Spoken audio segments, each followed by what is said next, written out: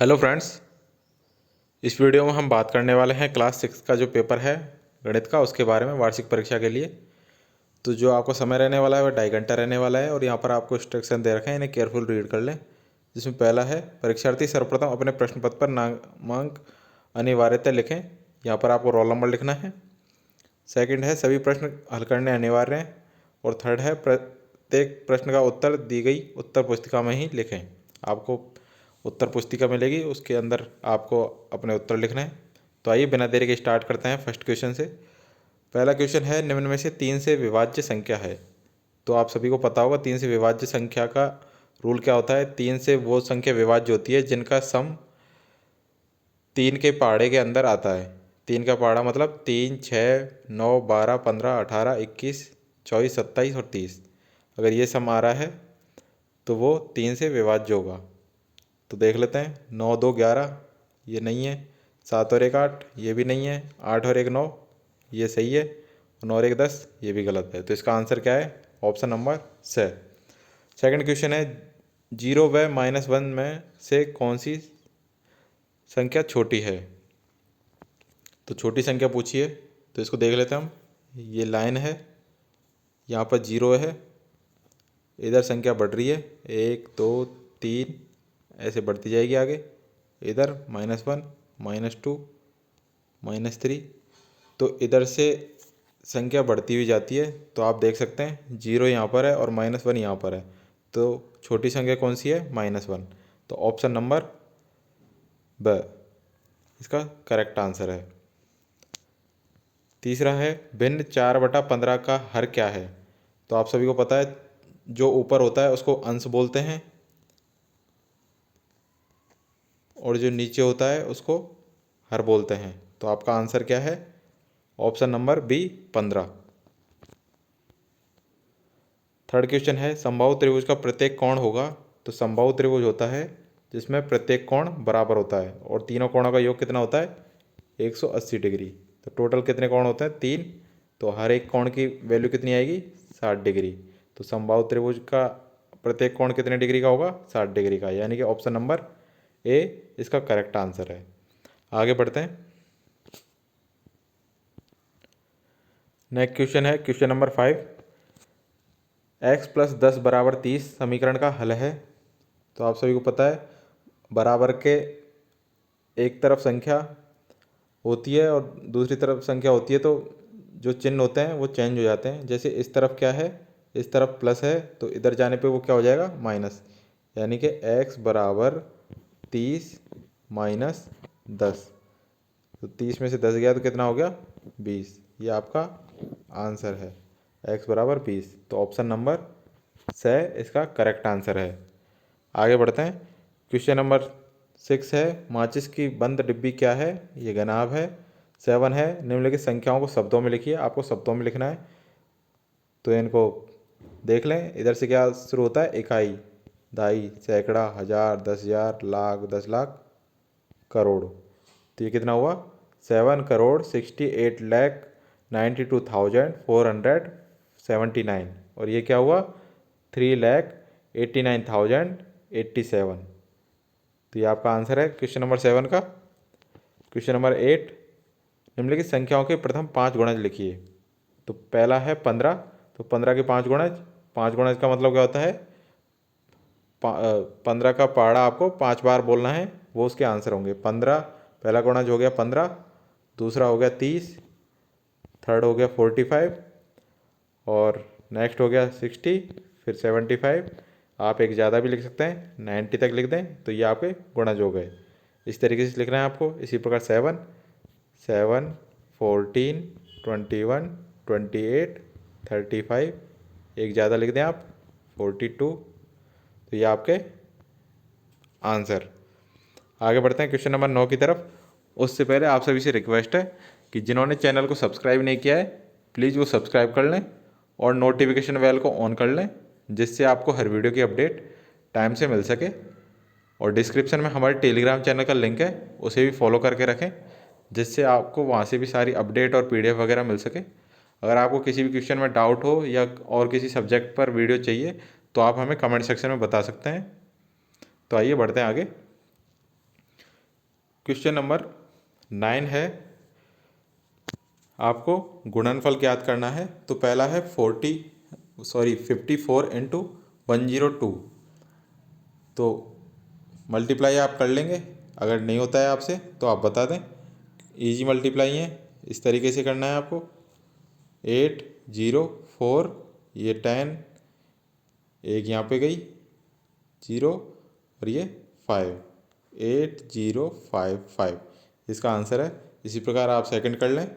Third है 10 number है, निम्न पूर्णांकों को आरोही या अवरोही क्रम में लिखिए। तो आरोही और अवरोही क्रम क्या होता है? आरोही क्रम होता है छोटे से बड़ा और अवरोही क्रम होता है बड़े से छोटा। तो आपको अभी लाइन खींच के बताई थी हमने, ये लाइन है, यहाँ पे 0 है, 1 2 3 4 5, ऐसे इधर लिख लें, -1 -2 -3 -4, ऐसे आगे बढ़ता जाएगा। अब आप देख लें, -5 सबसे पहला छोटा कौन सा है? -5, फिर -1, फिर 2 और 4, ये हो गया आपका आरोही क्रम। इसको उल्टा लिख देंगे, 4 2 -1 -5, ये आपका क्या होगा? अवरोही क्रम। इसी प्रकार नेक्स्ट क्वेश्चन करना है आपको, होमवर्क में है। अगर आपको नहीं आता है तो आप कमेंट करके बताएं। नेक्स्ट है क्वेश्चन नंबर 11, गुणा कीजिए। निकलम सूत्र से आपको गुणा करना है, ये भी आपका होमवर्क का क्वेश्चन है। आगे बढ़ते हैं, आपको सही और गलत का चिन्ह लगाना है। पहला है, एक वर्ग में प्रत्येक कोण समकोण होता है। तो ये आपका वर्ग है, वर्ग में प्रत्येक कोण समकोण होता है, बिल्कुल सही बात है, तो ये आपका होगा करेक्ट।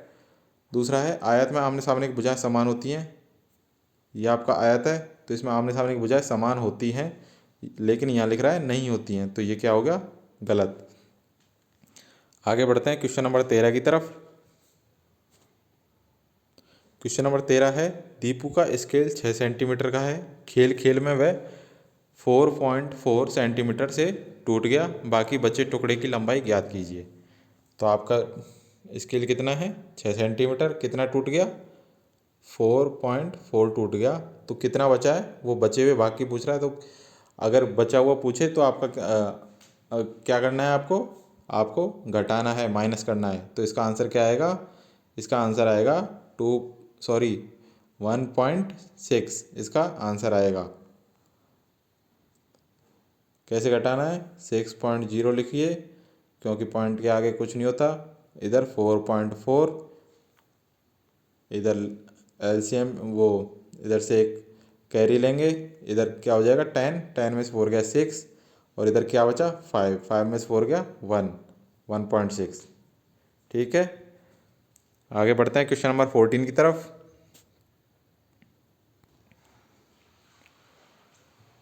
क्वेश्चन नंबर 14 है, रोहित कुल 8 रोटियों में से 4 रोटियां खाता है। रोहिणी कुल 8 रोटियों का 1/4 भाग खाती है। बताइए किसने कम खाया? तो रोहित ने कितनी खाई? 8 रोटियों में से 4 रोटी खाई। तो रोहित की कितनी लिख दिए? रोहित को मैं R लिख देता हूँ। तो रोहित ने खाई 4। रोहिणी ने कुल 8 रोटियों का 1/4 खाया। तो रोहिणी को लिख देता हूँ मैं RI, इसको रोहिणी समझ लेना आप। तो 8 रोटी थी कुल, उसका कितना भाग खाया? 1/4। तो 4 से ये कट गया, कितनी आया? 2। तो बताइए किसने ज़्यादा रोटी खाई?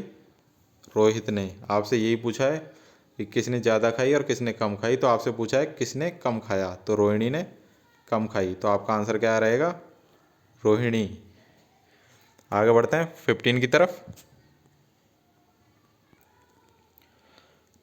15 क्वेश्चन है, खुली आकृति व बंद आकृति छांटिए।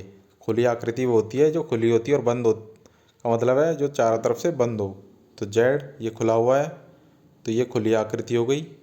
तो हम खुली पर टिक लगा देते हैं, जो जितनी भी बाकी बचेंगी वो सब बंद होंगी। ये खुला हुआ है, और देख लेते हैं, ये बंद है, ये बंद है, ये भी बंद है, 5 भी बंद है, और 6। तो 1 और 6 क्या है? खुली हुई। ये दोनों क्या है? खुली हुई। ठीक है, 16 नंबर। 16 नंबर क्वेश्चन है, निम्नलिखित स्थितियों के लिए बीजीय व्यंजक लिखिए। x में 4 से भाग और a में 7 जोड़ना। तो आपको कैसे होगा, x में 4 का भाग, दूसरा a में 7 जोड़ना।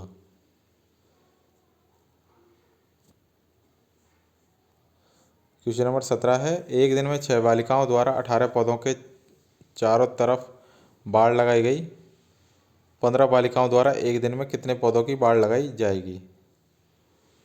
तो 6 बालिकाओं द्वारा कितनी लगाई गई, 18 पौधे। तो 15 बालिकाओं द्वारा, तो देखिए 6 बालिकाएं लगाती हैं 18, तो एक बालिका कितनी लगाएगी, 18/6 यानी कि 3। जब एक 3 लगा रही है तो 15 कितनी लगाएंगी, 15 × 3 यानी कि 45।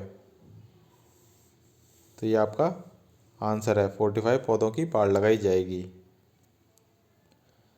क्वेश्चन नंबर 18 है, निम्न आकृतियों में से त्रिभुज के नाम कोणों के आधार पर लिखिए। कोणों के आधार पर आपको नाम लिखना है। तो ये कौन सा हो गया, ये हो गया समकोण। 90 डिग्री का कोण है इसमें, तो ये हो गया समकोण। ये कौन सा हो गया, समबाहु कोण, सॉरी समबाहु त्रिभुज। ये समकोण त्रिभुज। और ये हो गया अधिक कोण त्रिभुज। ठीक है, या अगर सॉरी, ये हो गया समकोण त्रिभुज, ये हो गया समबाहु त्रिभुज, और ये हो गया समद्विबाहु त्रिभुज। समद्विबाहु त्रिभुज भुजाओं के आधार पर बताना है इस तरह से, और कोणों के आधार पर बताना है तो अधिक कोण। क्वेश्चन नंबर 19, सोचकर लिखिए किन्हीं दो गोलाकार फलों के नाम। तो ये सारे इजी क्वेश्चन हैं, इन्हें आप कर लीजिए। ताजा मूली से बनने वाले 2 ठोस आकृतियों के नाम। रसोई घर में उपयोग आने वाली 2 बेलनाकार आकृतियों के नाम।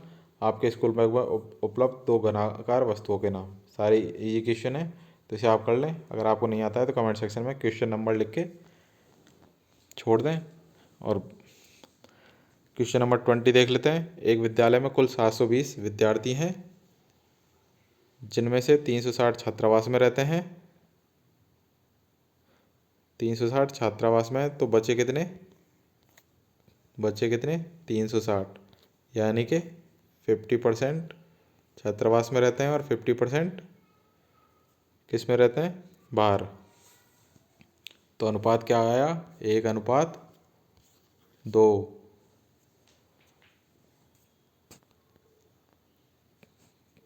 क्वेश्चन नंबर 21, फुटबॉल के मैदान का परिमाप 270 मीटर है। यदि इस मैदान की लंबाई 90 मीटर है तो मैदान की चौड़ाई बताइए। ये फुटबॉल का मैदान है जिसका परिमाप कितना है, 270। तो फुटबॉल के मैदान की आकृति क्या हो गई, आयत। तो आयत का क्या होता है परिमाप, 2x + y कितना दे रखा है, 270 दे रखा है। तो x + y कितना आ गया, x + y आ गया, इसमें 2 का भाग देंगे, वो यहाँ आ जाएगा, ये आ जाएगा 135। तो x + y कितना हो गया, 135। और आपको एक चीज़ की वैल्यू दे रखी है, लंबाई दे रखी है आपको 90। अगर x को लंबाई माने तो ये 90 दे रखी है, और y चौड़ाई माने तो y निकाल लेंगे आप। 190 में से 135 में से 90 गए तो वो आपका आंसर, ये आपका आ गया आंसर 45। तो आपकी चौड़ाई कितनी हो गई, 45। क्वेश्चन नंबर 22, एक कक्षा के 30 विद्यार्थियों की आयु निम्नानुसार पाई गई है। मिलान चिन्ह सारणी बनाइए। पहला है, ज्ञात कीजिए कितने विद्यार्थियों की आयु 13 वर्ष या उससे अधिक है। तो आपको ये काउंट करना है, 13 वर्ष या उससे अधिक। तो 13 और उससे ज़्यादा के संख्या काउंट करनी है और बताना है आपको। सेकंड है, किस आयु के विद्यार्थी सर्वाधिक हैं। आपको देखना है किस आयु के सर्वाधिक हैं, 11 के हैं या 12 के हैं या 13, 14, 15, जिसके भी ज़्यादा हैं वो लिख दें। और थर्ड है, 14 वर्ष से कम आयु वाले। तो टोटल टोटल काउंट कर लें आप, तो 14 और 15 और 16 इन सब को काउंट करके उनको हटा दें, या फिर ऐसे कर सकते हैं 11 12 13 इनको काउंट कर लें और लिख दें यहाँ पे। ये आपका आंसर। क्वेश्चन नंबर 23, एक वर्ग का क्षेत्रफल दे रखा है, ये वर्ग है, इसका क्षेत्रफल 64। तो वर्ग का फॉर्मूला क्या होता है वर्ग के क्षेत्रफल का? ए स्क्वायर बराबर 64 दे रखा है, तो ए बराबर कितना आ गया? 8। एक भुजा की लंबाई कितनी आ गई? 8। एक आयत का परिमाप इस वर्ग के परिमाप के समान है, तो इसका परिमाप कितना हो गया? 8 8 8 8 कितना हो गया? 32। और आयत का परिमाप भी इसके बराबर है। आयत का परिमाप कितना होता है? 2x प्लस वाई बराबर 32। तो x प्लस वाई कितना हो गया? 16। आपसे क्या पूछा है? अगर आयत की चौड़ाई 6.5 है तो लंबाई कितनी होगी? 16 में से 6.5 माइनस कर देंगे, आपकी वैल्यू आ जाएगी 9.5। ये आपकी लंबाई। अब आपसे पूछा है किसका क्षेत्रफल अधिक है, तो आपको वर्ग का क्षेत्रफल दे रखा है 64। आयत का क्षेत्रफल क्या होता है? लंबाई इंटू चौड़ाई। ये लंबाई है और ये चौड़ाई है, इनको मल्टीप्लाई करेंगे, दोनों को देखेंगे कौन सा ज़्यादा है, 64 ज़्यादा है या फिर ये ज़्यादा है, फिर वो आप आंसर लिख देंगे। नेक्स्ट है 24 नंबर क्वेश्चन। एक रेखाखंड MN खींचिए, उस पर कोई बिंदु L अंकित कीजिए। L बिंदु से होकर MN पर एक लंब रूलर व प्रकार की सहायता से खींचिए। तो रूलर प्रकार की सहायता से आपको क्वेश्चन नंबर 24 करना है। इसमें अथवा क्वेश्चन है, प्रकार व रूलर की सहायता से आपको कोण बनाना है। पहला 60 डिग्री, दूसरा 120, तीसरा 180, चौथा 90, पाँचवा 45। नीचे दिया है क्वेश्चन नंबर 25। क्वेश्चन नंबर 25 है आपके नीचे कुछ जानवरों के औसत जीवन काल दिए हुए हैं। हाथी 70, बकरी 15, घोड़ा 50, गाय 22, हिरण 40, बैल 28। तो आपको क्वेश्चन क्या पूछ रहा है? सबसे अधिक औसत उम्र वाले जानवरों का नाम बताइए। तो आपको क्या करना है? सबसे पहले औसत निकालनी है। 1 2 3 4 5 6 इन सब को जोड़िए और 6 का भाग दीजिए, आपकी औसत आयु आ जाएगी। फिर औसत आयु आने के बाद में देखिए कि उस औसत आयु से कितनी आयु के लोग ज़्यादा हैं, जानवर कितने जानवर ज़्यादा हैं वो लिख दीजिए। सेकंड है सबसे कम औसत उम्र वाला जानवर कौन सा है? औसत आपने निकाल ही ली, उस हिसाब से देखिए कि सबसे कम औसत वाला जानवर कौन सा है। और है गाय और बैल के औसत जीवन काल में अंतर बताइए। गाय और बैल के औसत जीवन काल में अंतर बताना है, आपको माइनस कर देना है। तो ये थे सारे क्वेश्चनों के आंसर। आई होप आपको वीडियो अच्छा लगा होगा। वीडियो अच्छा लगा है तो चैनल को सब्सक्राइब करने के साथ साथ शेयर भी करें और वीडियो को लाइक करें। मिलते हैं नेक्स्ट वीडियो में, तब तक सभी को best of luck. Thank you.